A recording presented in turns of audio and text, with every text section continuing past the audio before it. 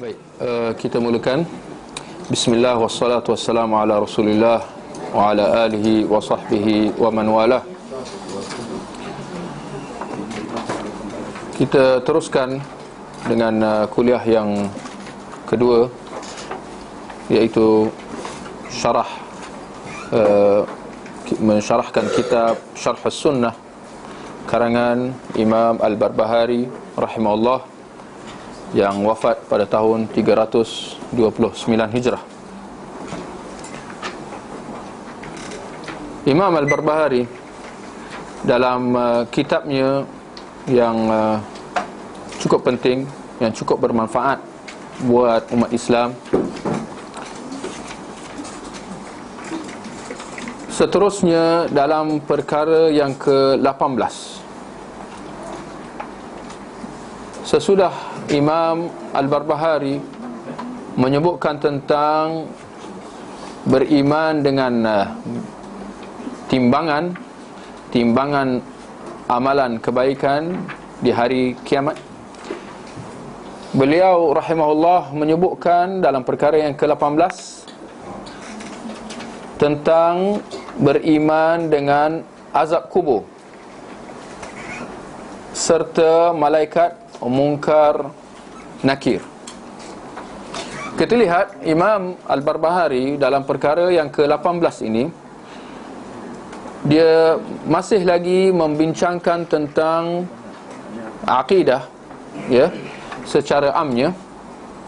Dan dalam perkara yang 18 ni, dia menyebutkan tentang perihal alam barzakh, ya, tentang kehidupan yang akan dilalui oleh setiap seorang manusia setelah kehidupan dunianya, ya, di mana seseorang itu sesudah dia mati, ya, dia akan berpindah ke alam barzakh, ya, sesudah dia dikuburkan, ya, ditanam, akan ada azab kubur, ya, dan akan ada perihal kedatangan dua malaikat yang bernama Munkar dan Nakir, ya.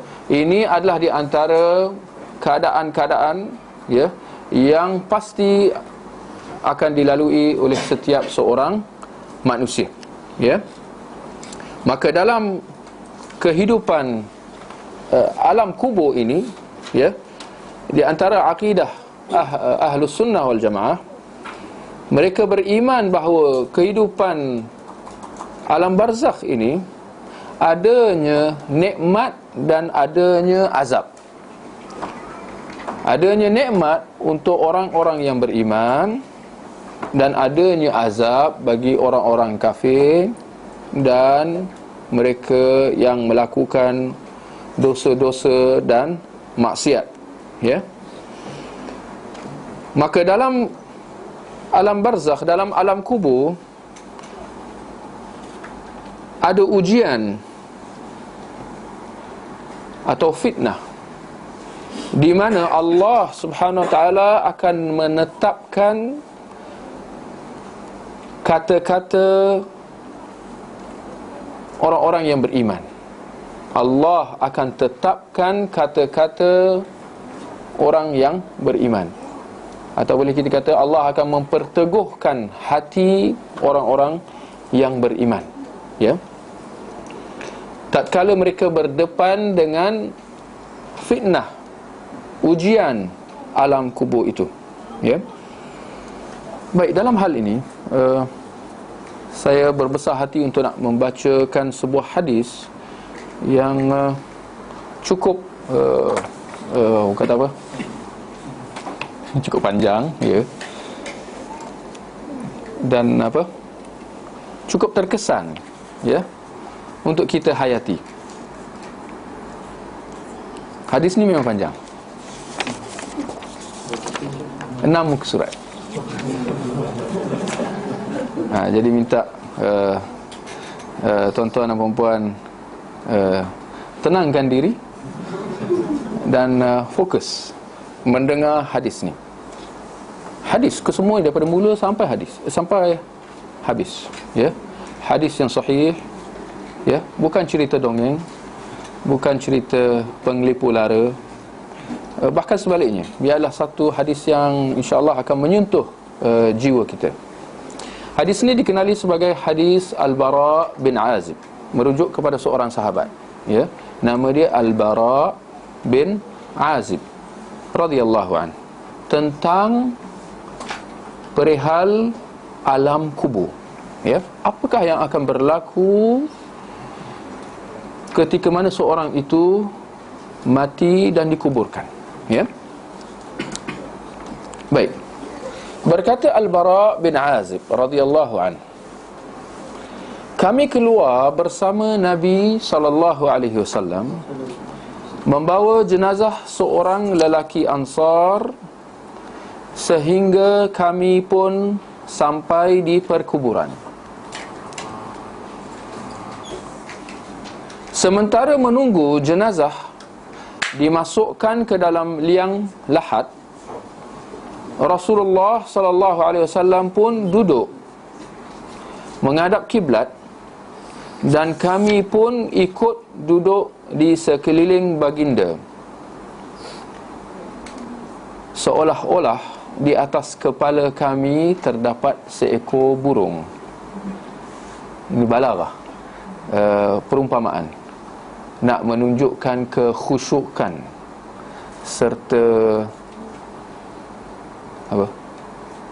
Para sahabat duduk, Al-Bara kata apa?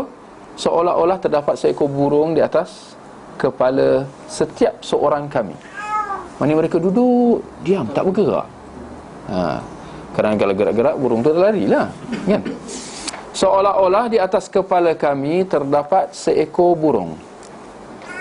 Di tangan baginda ada sebatang kayu yang dengannya baginda menusuk-nusuk tanah. Nabi tengah duduk, tangan dia ada sebatang kayu, Nabi guna untuk tusuk-tusuk tanah. Dia buat macam ni, tusuk-tusuk tanah, ya.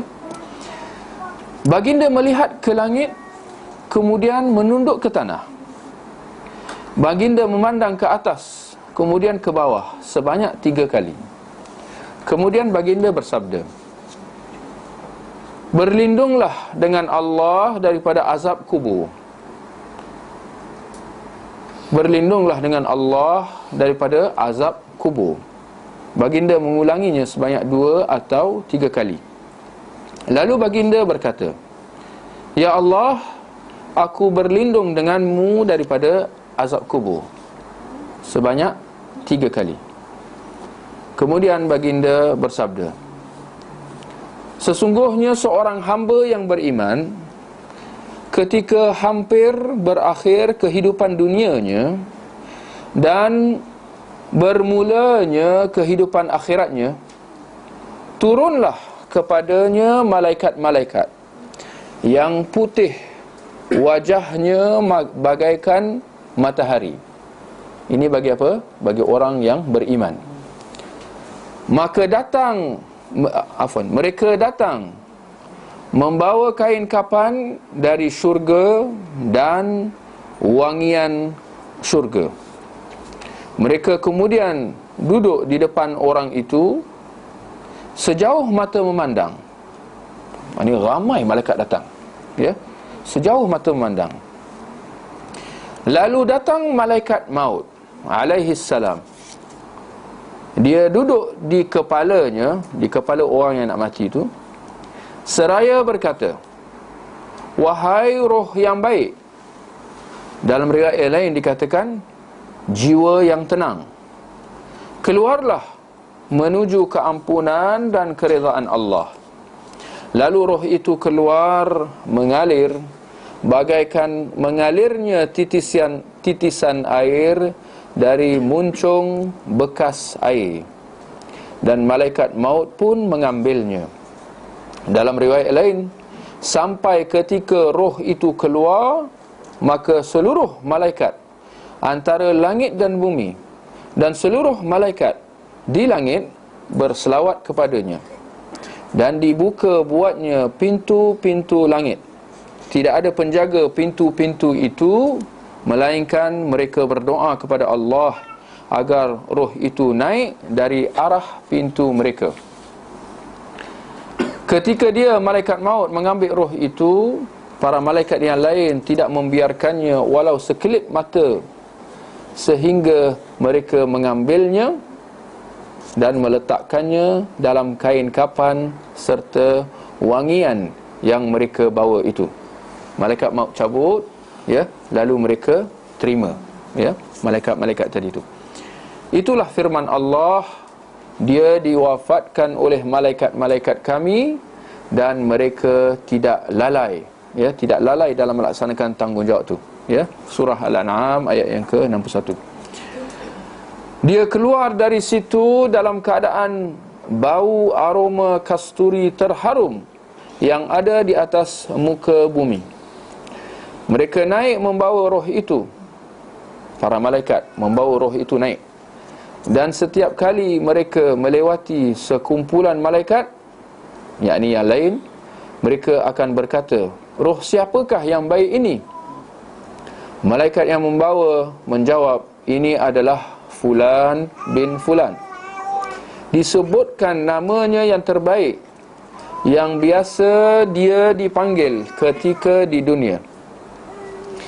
Sehingga mereka tiba di langit dunia dan mereka minta dibukakan pintu untuk roh yang mereka bawa. Pintu itu pun dibuka buat mereka. Roh itu akan diiringi oleh semua penghuni langit itu sehingga tiba di langit yang berikutnya, sehinggalah sampai ke langit 7. Maka Allah pun bertetah, tulislah kitab hamba-Ku ini dalam Illiyin. Lalu Nabi SAW membacakan firman Allah, tahukah kamu apakah itu Illiyin? Ya, kitab yang bertulis, yang disaksikan oleh para malaikat pendamping, yakni yang berdamping dengan Allah Subhanahu Wa Taala. Surah Al-Mutaffifin ayat yang ke-19. Maka ditulis kitabnya dalam Illiyin dan dikatakan, kembalikan dia ke bumi, kerana aku sudah berjanji kepada mereka bahawa aku menciptakan mereka daripadanya, kepadanya aku kembalikan mereka, dan daripadanya aku akan bangkitkan mereka semula. Lalu dia dikembalikan ke bumi dan dimasukkan semula rohnya ke dalam jasadnya. Dia ketika itu dia mendengar bunyi derapan kasut sahabat-sahabatnya tatkala mereka berpaling meninggalkan perkuburannya. Boleh kita faham, semua tadi itu berlaku dalam tempoh yang sangat sedikit. Roh ni dicabut, ya, dibawa ke atas sampai ke langit 7. Lalu bila dibawa semula, dimasukkan dalam roh, ketika itu dia mendengar derapan bunyi kasut orang-orang yang datang jenazah dia, dalam keadaan mereka berpaling meninggalkan perkuburannya. Setelah itu, 2 orang malaikat yang kasar bentaknya menyergah dan mendudukkannya seraya berkata, siapa Tuhanmu? Dia menjawab, Tuhanku Allah. Mereka bertanya lagi, apa agamamu? Dia menjawab, agamaku Islam. Mereka bertanya lagi, siapa orang yang diutus untuk kalian? Dia menjawab, dia adalah Rasulullah sallallahu alaihi wasallam. Tanya mereka lagi, apa amalanmu?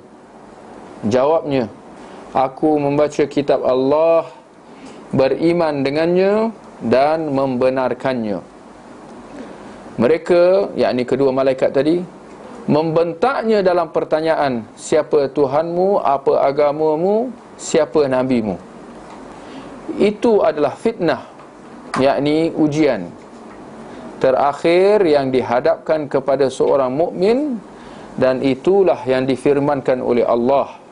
Lalu Nabi sallallahu alaihi wasallam membacakan firman Allah, ya, Allah meneguhkan iman orang-orang yang beriman dengan ucapan yang teguh dalam kehidupan di dunia. Yuthabbitullahu alladhina amanu bil qawli tsabiti fil hayatid dunya. Surah Ibrahim ayat 27, merujuk kepada pertanyaan malaikat mungkar nakir tadi. Siapa Tuhanmu? Apa agamamu? Dan siapakah orang yang diutuskan kepadamu? Ya, siapa rasulmu? Ya, dia tanya dalam keadaan cara sergah, dalam keadaan bentak, dengan cara kasar. Ya, itu yang memerlukan keteguhan untuk nak menjawab, ya, soalan-soalan tu. Seterusnya Rasulullah sallallahu alaihi wasallam berkata, lalu kedengaran suara panggilan dari langit yang berkata, hamba-Ku ini telah berkata benar, maka bentangkan tilamnya daripada syurga, pakaikan dia pakaian syurga, dan bukakan untuknya pintu menuju ke syurga, sehingga dia dapat mencium keharuman bau syurga, dan diperluaskan kuburnya sejauh mata memandang. Lalu datanglah seorang lelaki yang bagus wajahnya, bagus pakaiannya, dan berbau harum, yang berkata, bergembiralah dengan apa yang membuatmu senang. Inilah hari yang dijanjikan untukmu. Orang itu bertanya kepadanya, si penghuni kubur tu, kamu siapa?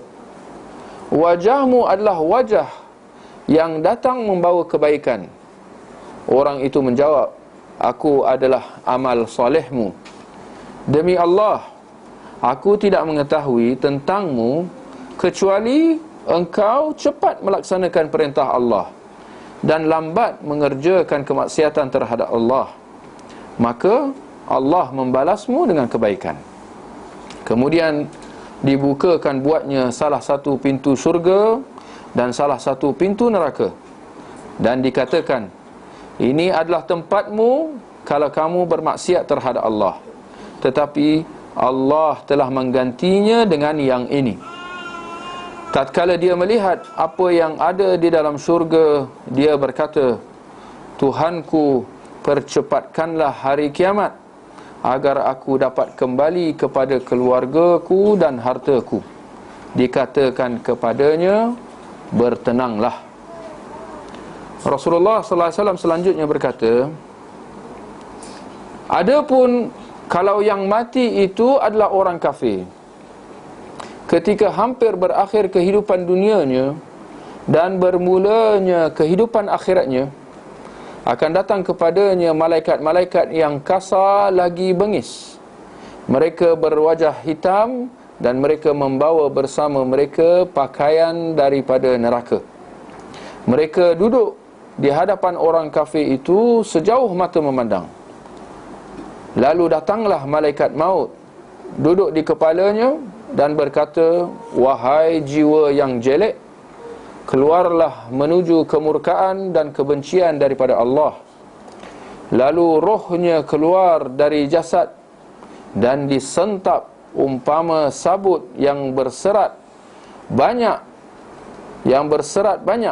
daripada bulu domba yang basah, sehingga banyak keringat dan urat-urat yang terputus bersamanya. Dia lalu dilaknat oleh sekalian malaikat antara langit dan bumi dan setiap malaikat di langit. Pintu-pintu langit ditutup buatnya. Tidak ada pintu kecuali penjaganya akan berdoa kepada Allah agar roh itu tidak naik melewati mereka. Ketika dia, yakni malaikat maut, mengambil roh itu, para malaikat yang lain tidak membiarkannya walaupun sekelip mata, sehingga mereka mengambilnya dan meletakkannya dalam pakaian neraka yang mereka bawa. Ketika itu keluar daripadanya bau bangkai paling busuk yang pernah ada di atas muka bumi. Mereka membawanya naik, dan setiap kali mereka melewati sekumpulan malaikat yang lain mereka akan berkata, roh siapakah yang jelek ini? Jawab mereka, Fulan bin Fulan. Disebutkan nama yang paling jelek yang pernah diberikan kepadanya ketika dia di dunia. Sampai akhirnya mereka tiba di langit dunia dan mereka minta dibukakan pintu untuk roh yang mereka bawa, tetapi tidak diperkenankan. Lalu Rasulullah sallallahu alaihi wasallam membaca firman Allah yang artinya, tidak dibuka buat mereka pintu-pintu langit dan mereka tidak akan masuk syurga sehingga unta masuk ke dalam lubang jarum. Surah Al-A'raf ayat yang ke-40. Allah Azza wa Jal kemudian bertitah, tulislah buku hamba-Ku ini dalam sijjin, dalam perut bumi yang paling bawah. Kemudian dikatakan, kembalikanlah dia ke bumi, kerana Aku sudah berjanji kepada mereka bahawa Aku menciptakan mereka daripadanya, kepadanya Aku kembalikan, dan daripadanya Aku akan bangkitkan mereka semula. Kemudian roh itu dilemparkan dari langit sampai menimpa tubuhnya. Kemudian baginda membaca firman Allah yang artinya dalam surah Al-Hajj ayat yang ke-31, barang siapa menyekutukan sesuatu dengan Allah, maka seolah-olah dia jatuh dari langit lalu disambar oleh burung atau diterbangkan angin ke tempat yang jauh. Seterusnya Nabi bersabda, maka dikembalikan roh kepada jasadnya dan dia mendengar derapan kasut teman-temannya tatkala mereka berpaling meninggalkan perkuburannya. Setelah itu dia didatangi dua malaikat yang keras bentakannya, yang langsung membentak dan mendudukkannya, lalu berkata, siapa Tuhanmu? Dia menjawab, la adri. Aku tidak tahu. Malaikat itu bertanya lagi, apa agamamu? Dia menjawab, aku tidak tahu. Malaikat bertanya lagi, apa pendapatmu tentang orang yang diutus kepada kalian ini? Dia tidak dapat mengetahui namanya. Maka dikatakan kepadanya, Muhammad. Dia menjawab, aku tidak tahu. Aku hanya mendengar manusia mengatakan sesuatu, lalu aku turut mengatakan hal yang sama. Lalu dikatakan, kamu memang tidak tahu dan tidak membaca. Setelah itu kedengaran panggilan dari langit yang mengatakan, dia berdusta, bentangkan buatnya tilam dari neraka dan bukakan pintu neraka ke arahnya. Maka ketika itu dia merasai kepanasan bahangnya dan disempitkan buatnya kuburnya sampai tulang sendinya bersilang-silang. Kemudian datanglah kepadanya seorang lelaki yang buruk rupanya, berpakaian jelek dan berbau busuk. Dia berkata kepadanya, dengarlah khabar yang akan memburukkanmu. Inilah hari yang dijanjikan untukmu. Dia berkata, siapa kamu? Orang itu menjawab, aku adalah amal burukmu. Demi Allah, aku tidak tahu kecuali engkau lambat dalam mengerjakan ketaatan kepada Allah, tetapi cepat dalam bermaksiat kepada Allah. Maka Allah memberi ganjaran buruk kepadamu. Kemudian didatangkan kepadanya orang yang bisu, tuli, dan di tangannya terdapat cemeti besi. Sekiranya gunung dipukul dengannya, niscaya gunung itu akan hancur menjadi tanah. Orang tuli itu lalu memukulnya dengan sebuah pukulan sampai dia hancur menjadi tanah. Kemudian dia dikembalikan semula seperti sebelumnya dan dipukul lagi. Dia menjerit dengan jeritan yang akan didengari oleh semua makhluk kecuali jin dan manusia. lalu dibukakan buatnya pintu neraka, dan dia pun berkata, Tuhanku, janganlah engkau datangkan hari kiamat. Tamat hadis Nabi SAW. Hadis yang sahih daripada riwayat Abu Daud, Al-Hakim dan Imam Ahmad, dan disahihkan oleh Syekh Al-Albani rahimahullah dalam kitabnya Ahkamul Janaiz, ya, hukum hakam jenazah. Baik, insya-Allah setelah kita mendengar hadis Al-Bara bin Azib tentang perihal kubur,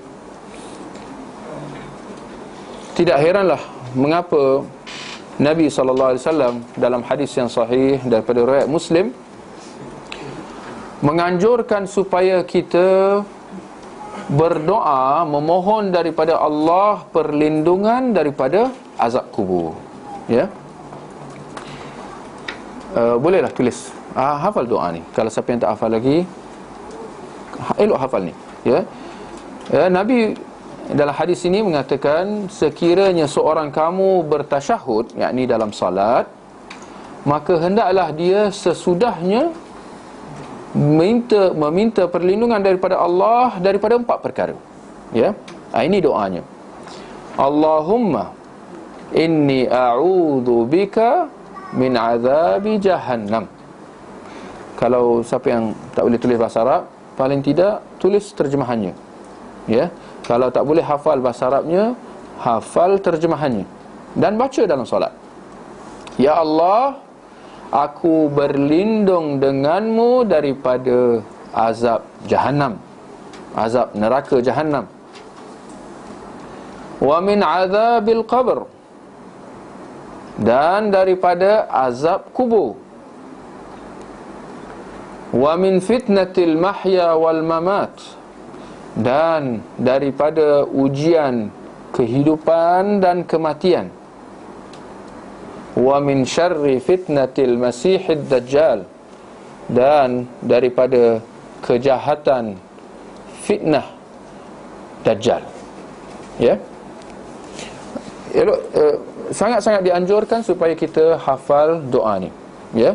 Allahumma inni a'udzubika min azabi jahannam wa min azabil qabr wa min fitnatil mahya wal mamat wa min syarri fitnatil masihid dajjal.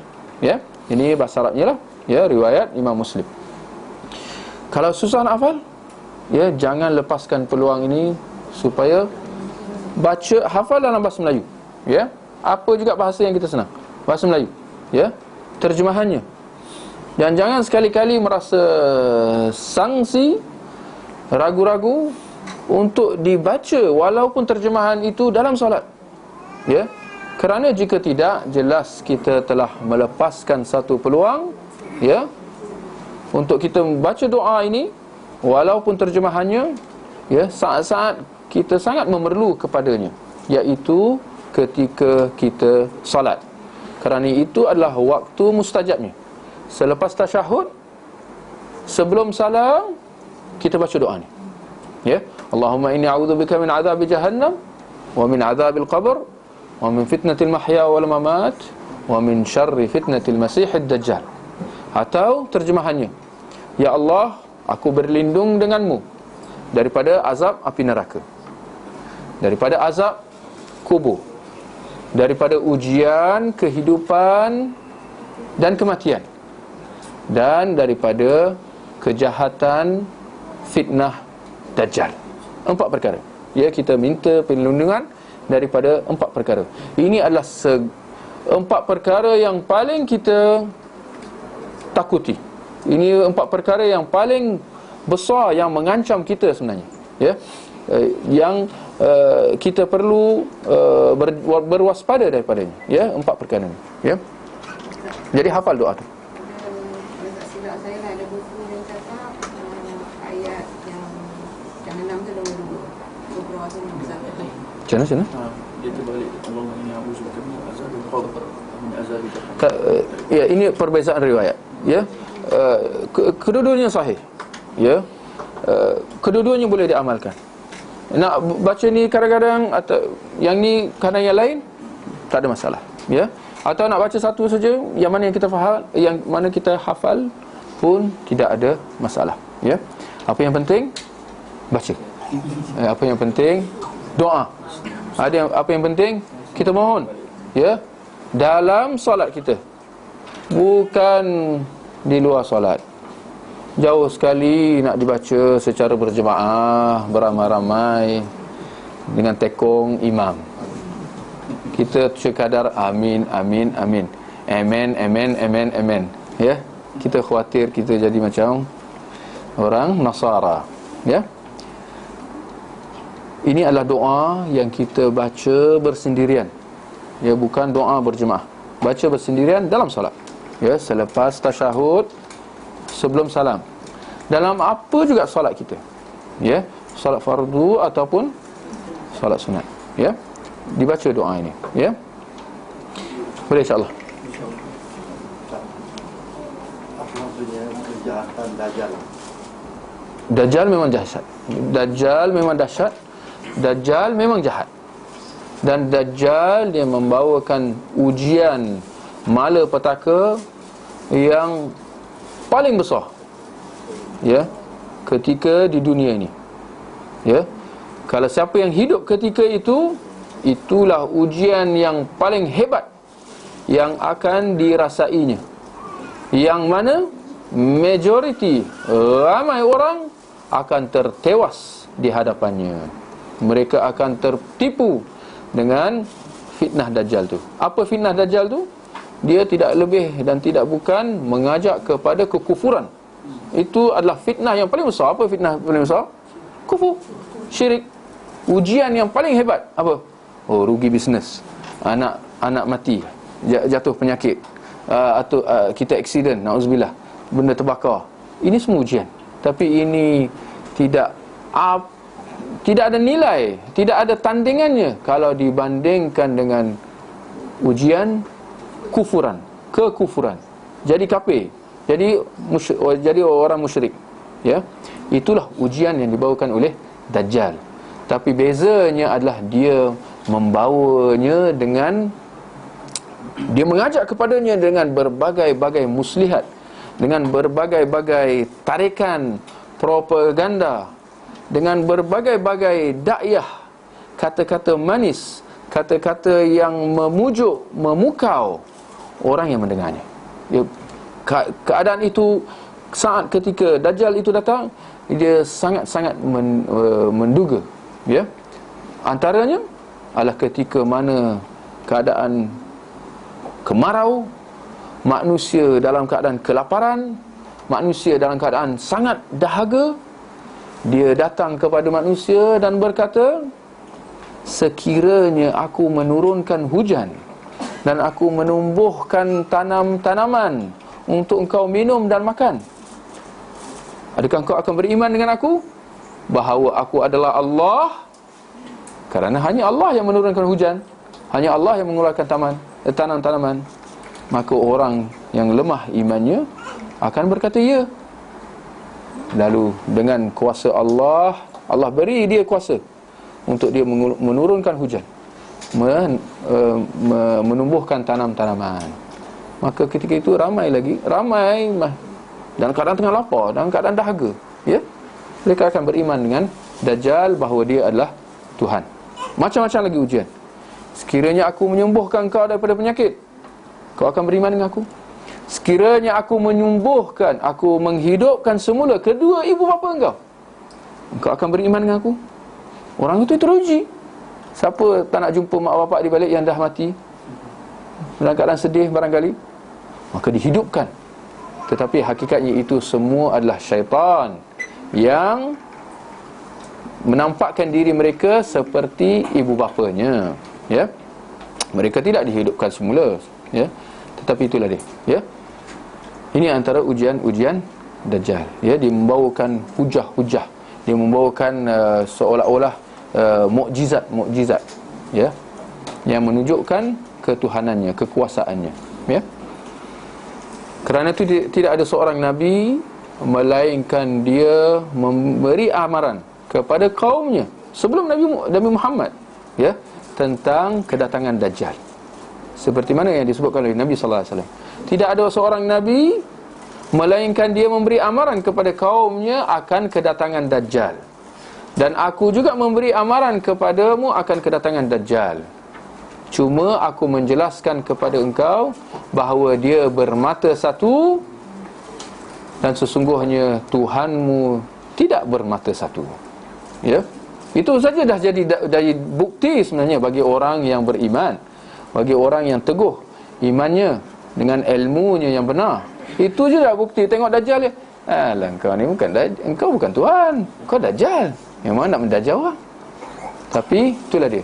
Orang beriman je tengok Dajjal je, dia tengok kat dahi dia seperti mana hadis sahih, kafara. Dia boleh baca walaupun dia buta huruf.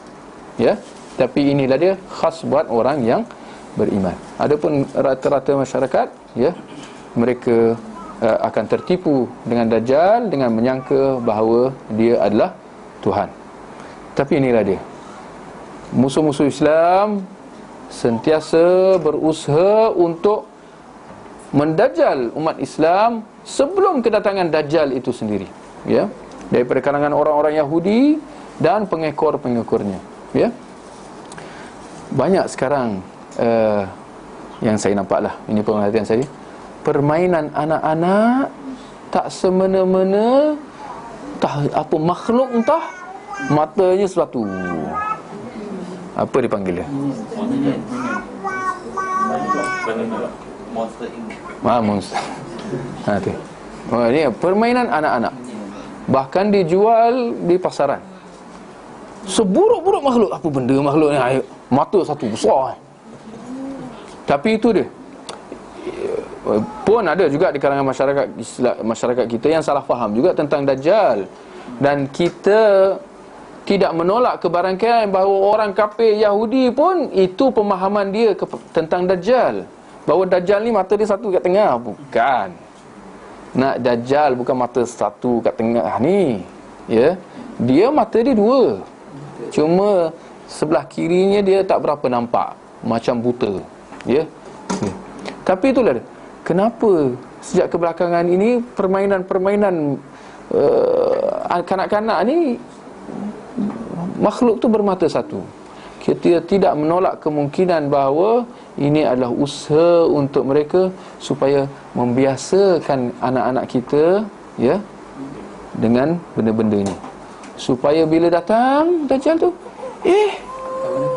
I know you my friend, where have you been, long time no see. Nampak? Ini cara halus.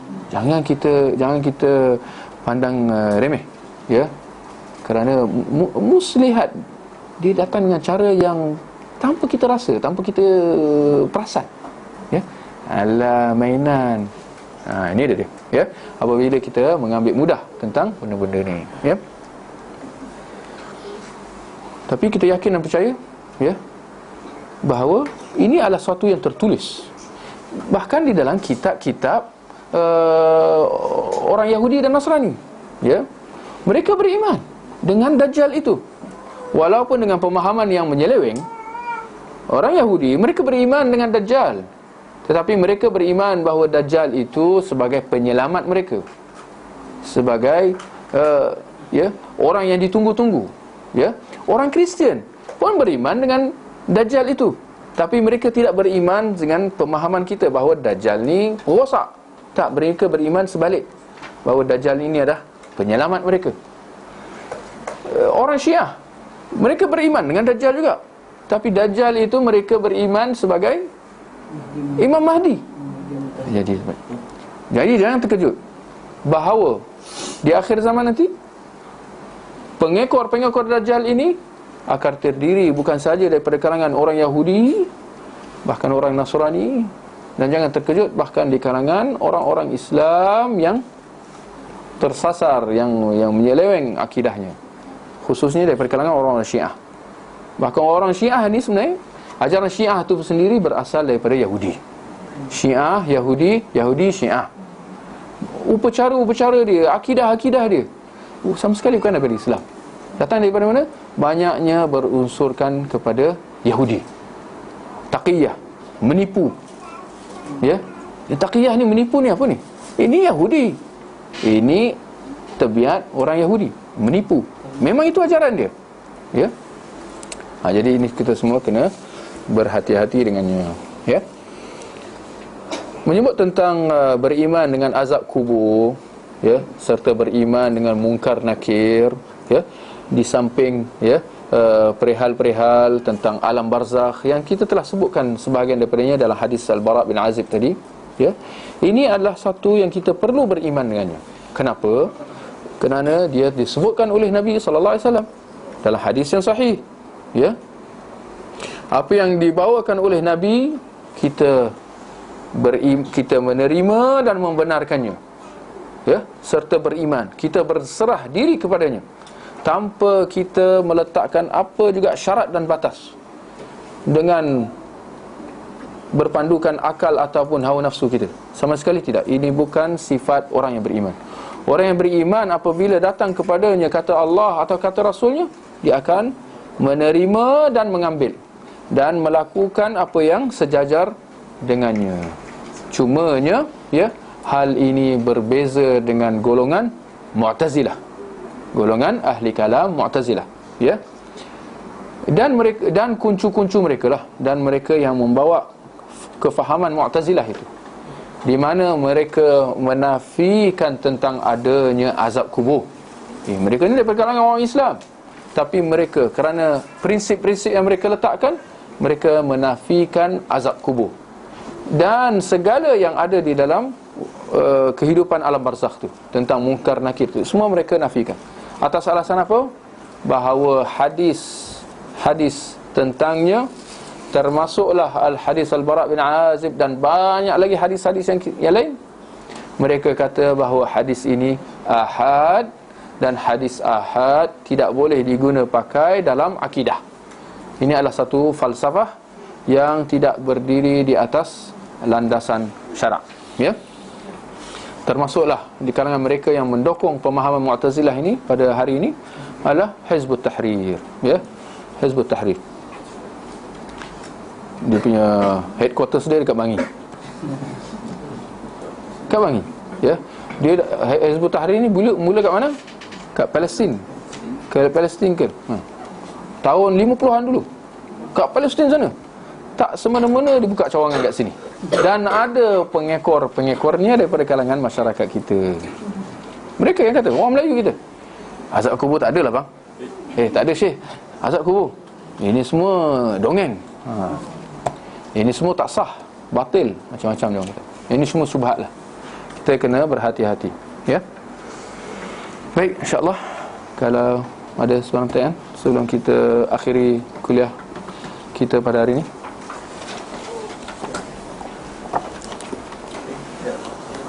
Alam barzakh is a place where you just wait for akhirat to come, or kosong, no, is Saya pun tak nampak lagi. I mean, any description alam barzakh, ia adalah alam, empat alam yang akan, salah satu empat alam yang akan dilalui oleh setiap seorang manusia, ya. Empat alam yang akan dilalui oleh setiap daripada kita, ya. Yang pertama adalah alam dalam perut ibu, ya, yang kita semua dah lalu, yang semua kita dah merasai, cuma kita tak boleh nak ingat balik, ya. Alam kedua, alam dunia, ya, yang sedang kita lalui. Alam ketiga adalah alam barzakh, ya. Nak kata alam kubur, alam barzakh, ini semua istilah. Kenapa kata alam kubur? Alam kubur tu lebih khusus, alam barzakh itu lebih umum. Kenapa kita kata macam tu? Mengenangkan, kita meraihkan bahawa manusia, kehidupan akhirnya berbeza-beza. Bukan semua manusia dikuburkan, ya. Bahkan lagi kalangan orang kafir, ramai dibakar, ya, tak ada kuburnya. Jadi kita nak kata alam kubur, mana kuburnya? Itu untuk pemahaman saja. Jadi kita kata istilah yang lebih umum, alam barzakh, bagi merangkumi semua orang yang mati terbakar, na'udzubillah, mati lemas, tak ada kubur, tak ada pusara, ya. Orang yang, ya, orang yang dibakar Ya, orang yang kuburnya dalam botol, ni orang kafir. Dia bakar, dia panggil apa Dia apa dia panggil proses pembakaran tu? Burn. Ha? Burn. DURN. Tu lah. Maksud Abu mak bapak dia ke apa? Letak dalam botol. This is my father's grave. Kubur dia dalam botol. Dia letak kat atas TV. Ya? Jadi itu dia. Itu alam barzakh. Hadis yang Ustaz bacakan tadi, ada cerita dua golongan saja. Itu golongan orang beriman dan golongan orang kafir. Mana yang tengah-tengah Ustaz? Orang kafir dan pelaku-pelaku maksiat dan dosa. Kita dah sebut tadi kan? Ya. Orang kafir atau orang-orang yang melakukan maksiat dan dosa daripada kalangan orang yang beriman lah. Daripada orang Islam, ya. Ini istilah jugalah. Orang-orang pelaku dosa dan orang-orang yang daripada kalangan orang-orang Islam, ya. Adakah mereka dapat menjawab 3 soalan itu atau tidak? Itu penentunya, ya. Jadi kalau dia dapat jawab, proses seterusnya jadi mudah. Seperti mana dalam hadis. Dalam alam barzakh, dalam alam kubur dia lagi, dia sudah proses alam akhiratnya sudah bermula. Ya. Dia sudah dapat merasakan syurga, kenikmatan syurga. Walaupun dalam keadaan dalam kubur lagi. Ya. Kuburnya diluaskan, bau harum syurga dia dapat bau, ya. Dia dapat hidup tenang, senang, ya. Walaupun dalam keadaan kubur. Itu kalau orang yang beriman yang dapat jawab 3 soalan tadi, ya. Tapi itulah, kalau dia tidak berjawab, tak bererti dia kafir, tapi boleh juga daripada kalangan orang, ya, yang lemah imannya, daripada kalangan orang-orang yang banyak melakukan dosa dan maksiat. Auzubillah. Seperti mana, ialah orang-orang yang tidak ada kefahaman ilmu agama yang teguh. Ini kita kena faham juga, ya. Orang yang dapat jawab 3 soalan ini adalah orang-orang yang benar-benar beriman, ya. Tapi kalau dia beriman dengan, dia kata, dia mengucap kalimah syahadah, asyhadu an la ilaha illallah, asyhadu Muhammad Rasulullah, tapi dalam masa yang sama dia pergi bomoh, dalam masa yang sama dia percaya benda-benda tangkal, dia percaya kepada khurafat, dia percaya kepada kuasa-kuasa ghaib selain daripada Allah, ya. Ada mambang hitam, mambang putih, mambang apa, mambang tok nenek moyang, ya, macam-macam tumpang lalu, ya. Dia percaya kepada semua ni.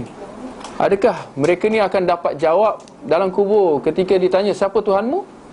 Kita kena faham, berkemungkinan besar dia takkan dapat jawab, kerana dia percaya kepada selain daripada Allah. Dia percaya kuasa selain daripada Allah. Begitu juga dengan mereka yang tidak ittiba', tidak patuh kepada sunnah Nabi. Adakah mereka ketika mana ditanya siapakah orang yang telah diutuskan kepadamu, adakah dia akan dapat jawab Rasulullah? Kalau dia sekarang mengucapkan aku berpegang sunnah Nabi, sunnah Nabi, sunnah Nabi, tapi dari segi praktikal dia tak beramal. Semalam cinta Nabi, cinta Rasul, ya hanana ya banana,